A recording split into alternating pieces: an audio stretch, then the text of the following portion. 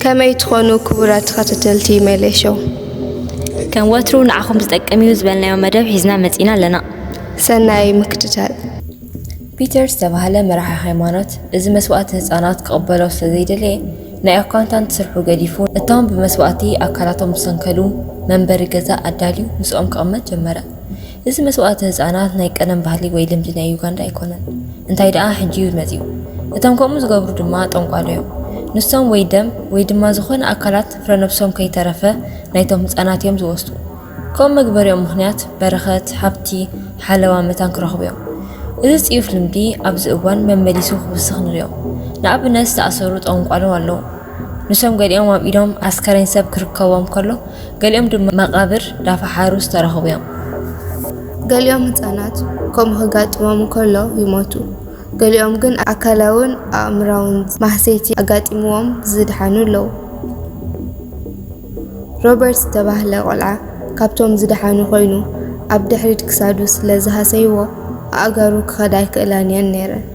بيتر جن مالت ونان نيتم مقامت يوم مس أسترالياويان ركب سلازنبرو يحجز وون سلازنبرو روبرت ناب أستراليا كيدو متبحث خجبر تحببرو مستملة دما بيتر سلاز حجزه قرب مخاد جمرة كانان استبهله ودعست حال عمد قلعة أبكسادو زلو بسلا نحفتو مذكرتا كوينا سلات سمعو معلتاوي نفسو يسقع حفتو مسؤ بحالة توسيدا نمسوقات تقرب انكلا نسو بهوات تاريفو نعاقن بزين حسياقات لهم أو اشتازل أكلات وصلوا له بيتر كزارب كله أبطا نسو زقاليوم منبري أب عمت أستات عسرة كسعيسان حموشتين زخون أغلوتي مزوه إذا نسو راح تفلطيو حانت مارغريت استبهلت فراريت يوغانداويان ولا زبزحو كريستيانات بتخرسان يخيلو نتنايت أنقالاي غنو يأمنلو يوم እቶም ሰባት ተሲዖም ሃብቲ ስለዝደልዩ ናብ ጠንቋሎም ምስከዱ ዝበሎም እዮም ዘቕርብሉ ወላ ናይ ሰብ መስዋዕቲ ይኹን ብምባል ትዛረብ ሓደ ካብቶም ዝደሓኑ ኣላን ዝተባሃለ ናይ ተኣምራት ቆልዓ ወይ ሚራክል ቻይልድ ዝበሃል ንዑ ክሳዱ ክቆርፅ ኢሎም ካብ ክሳዱ ክሳዕ ርእሱ ጠብሕዎ ዝሞቱ እኮ ተመሰለ ንሱ ግን ካብ ሞት ኣምለጠ ኣብቲ ከባቢ ክሳዱን ርእሱን ዓቢ በሰላ ይረአ ትዝሕዝን ነገር ግን እቶም ከምኡ ዝገበርዎ ኣብ ትሕቲ ቀይዲ ኣትዮም ክንሶም ብዘይ ዝኾነ መቕጣዕቲ ምፍትሖም እዩ ብድሕሪ እዚ ቢቢሲ ናይ ኣላን ጉዳይ ቀስ ብቐስ ክምርምርዎ ጀመሩ ከም ናይ ስራሕቲ ገዛ ተመሲሎም ናብትን ኣላን ዝሓረደ ጠንቋላይ ኣዋሊ ዝስሙከዱ ንሱ ንፅቡቕ ዕድል መታን ክኾነልኩም ጤል ሕረዱ በሎም ድሕሪ ገለ መዓልታት ድማ ደው ኢሉ ትዝበለፀ ጥንቋላ ተደሊኹም ክነግረኩም ክልተ መንገዲ ኣሎ ሓደ ተደሊኹም ቆልዓ ብሂወቱን ከሎ ኣብ ተሓድሽ ገዛ ቀድሚ ምስራሕኩም ብሂወቱ ቅበርዎ ወይ ካልኣይ ኣማራፂ ሓሪድኩም እቲ ደሙ ኣብ መትሓዚ ገይረ ቀማሚ እትየ ክህበኩም እየ እቲ ቆልዓ ወዲ ተኮይኑ ፍረ ነብሱ እውን ክንቆርፃ ብምባል ኣማኸሮም ኣላን ሕጂ ወዲ 17 ዓመት ኮይኑሎ እቲ ናይ ነብሱ ማህሰይቲ ሓዊዩ ንሪኦ እቲ ናይ ኣእምሮ ፀቕጢ ግን ክሳዕ ሕጂ የሳቕዮ ኣሎ ብዛዕባኡ ክትሓቶ ከለኻ የቕሬታ ብዛዕባኡ ክዛረብ ዓቕሚ የብለይን በኻ ጥራሕ ዝመፀኒ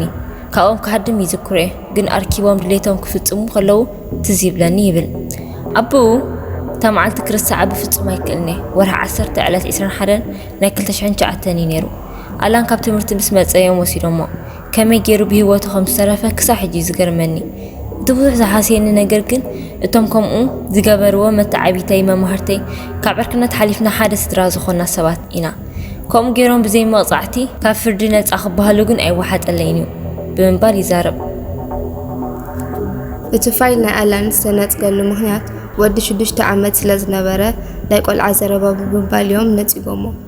ፒተር ግን ናይ ገንዘብ ሓገዝ ካብ ኣውስትራልያ እንዳረኸበ ክሳዕ ሕጂ ኣላን ፍትሒ ክረክብ ይቃለሰሉ ኣሎ ድሕሪ 9 ዓመት እታ ማርግሬት ዝተባህለት ፈራዲት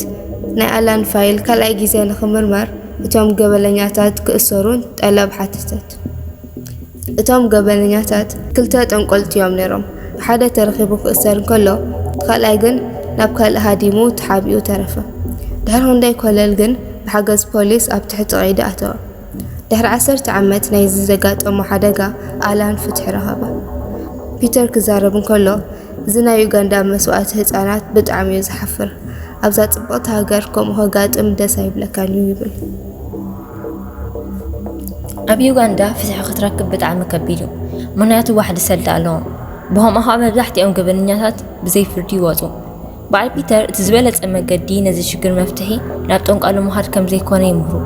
ንኣብነት ሓደ ጠንቋላይ ዝነበረ ህይወቱ ዝቐየረ ሰብ ኣስተምህሮ ከም ዝህብ ገበርዎ። ንሱ እቲ ኩሉ ጠንቋሎ ዝብልኹም ሓሶት እዩ፣ ኣነ እውን ከምኦም እየ ነይረ ኣይትእመኖም ብምባል መሃሮም። ፍትዋት ተኸታተልቲ መደብ ሜለሾው ልሎም ዓንቲ ሒዝናዮ ዝመፃና ነዚ ክትሰምዖ ዝፀናሕኩም ይመስል። ዝኾነ ርእቶ ወይ ሕቶ ወይ ሒዝናልኩም ክንመፅእ ትደልይዎ መደብ ኣብ ታሕቲ ኣብ ኮመንት ክትገድፉልና ንላቦ። እዛ ቪድዮ ተፈቲኹማ ላይክ፣ ሰብስክራይብ፣ ኮመንት and share